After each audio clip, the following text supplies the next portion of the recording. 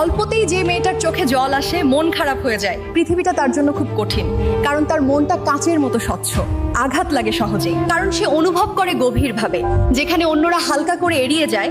ছোট কথাও তার মনে ঝড় তোলে, ছোট আঘাতও লাগে অনেক বড়। সে শক্ত না, শুধু বেশি সত্যি ভালোবাসে, মন দিয়ে বিশ্বাস করে, চোখ বন্ধ করে। এই রুক্ষ পৃথিবীতে এমন মন বেঁচে থাকাটাই সবচেয়ে বড় সাহস। অতিরিক্ত সরলতা আর মিশুক স্বভাব কখনো কখনো মানুষের কাছে মানুষকে ছোট করে তোলে। সরল আর মিশুক স্বভাবের মানুষকে সচরাচর সম্মান করে না কেউ, বরং তাদের অপমান, অপদস্থ আর ব্যবহারই বেশি করা হয় সমাজে। আপনি যখন মিশুক মনোভাব নিয়ে কারোর সাথে মিশতে যাবেন, তখন মানুষ আপনাকে একদম সস্তা আর সহজলভ্য মনে করবে। আপনার ভেতরে যে সরলতা আপনি আজ অতিরিক্ত সরলতা আর মিশুক স্বভাব কখনো কখনো মানুষের কাছে মানুষকে ছোট করে তোলে। সরল আর মিশুক স্বভাবের মানুষকে সচরাচর সম্মান করে না কেউ, বরং তাদের অপমান, অপদস্থ আর ব্যবহারই বেশি করা হয় সমাজে।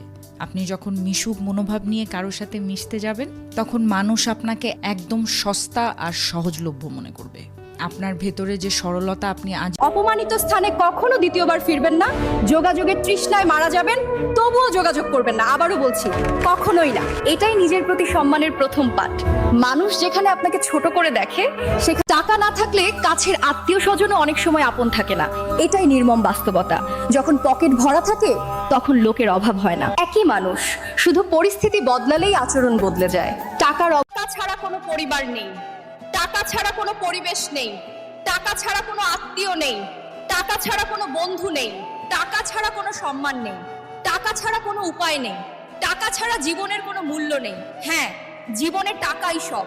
টাকা থাকলে ভালোবাসা, বন্ধুত্ব, পরিবার, আপনজন, প্রিয়জন সকলেই খোঁজ নেবে। টাকা না থাকলে খোঁজ তো দূরের কথা, কেউ চিনেও ঠ্যাস মেরে কথা বলা মানুষগুলোকে মাঝে মাঝে জিজ্ঞাসা করতে ইচ্ছা হয়, তারা কি নিয়ে এত অহংকার করে, কি এমন গুণের জোরে অন্যকে ছোট করে কথা বলে। আমার ভদ্রতাকে দুর্বলতা ভাববেন না। আপনার মতো আমিও যদি কথা বলা শুরু করি, তাহলে আপনার আর আমার মাঝে পার্থক্য তো থাকবে না। পারিবারিক শিক্ষা আছে বলেই চুপ থাকি। এসব লোক দেখানো আল্লাহর ভয়ভীতি না রেখে নিজের অন্তরটা পরিষ্কার করুন। দুনিয়াতেও মানুষের ভালোবাসা পাবেন। আজকে থেকে এভাবে জবাব দিয়ে তোমার হেটার্সদের মুখ একেবারে বন্ধ করে দাও। নাম্বার 1, কেউ যদি তোমাকে স্বার্থপর বলে, তাহলে তাকে জবাব দাও, একটা গাছ প্রথমে নিজে বড় হয়, তারপর অন্যদের ছায়া দেয়। তাই আমিও এখন নিজেকে গড়ে তোলার চেষ্টা করছি, এতে স্বার্থপরের কিছু নেই। নাম্বার 2, কেউ যদি তোমাকে হিংসুটে বলে, তাহলে তাকে জবাব দাও, আমি মোটেও হিংসুটে নই, তবে যার দৃষ্টিভঙ্গি যেমন, তার কাছে আমি তেমন।